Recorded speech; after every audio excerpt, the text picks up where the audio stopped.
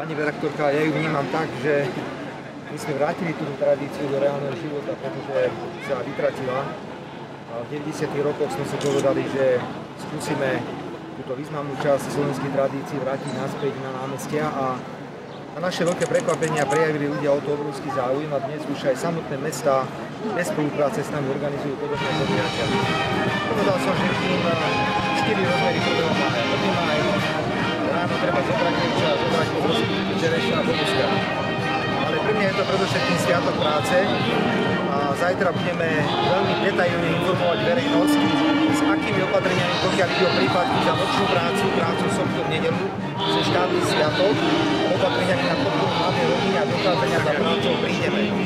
Rovnako budeme hovoriť o raste minimálnej mzdy, pretože ak sa darí ekonomike a ekonomike sa darí, je treba využiť takúto možnosť.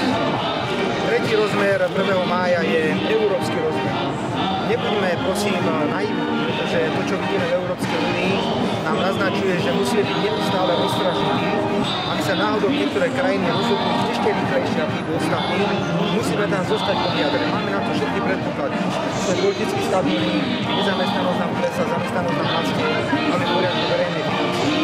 No a 4. májový rozmer je pre mňa rozmer oslobodenia. Ja som sa nikdy nehambil, aj keď bolo treba, som išiel do mostu položiť ryticu kvetov k pamätníku vojakov, ktorí oslobodzovali aj Československo. Preto verím, že aj ľudia pristúpia takto 8. 9. mája k tomuto sviatku. A teším sa, že toľko ľudí prišlo. Uvidíme a ideme ďalej do ďalších miest a obcí Slovenska a zajtra vás všetkých pozývame naozaj na veľké zhromaždenie.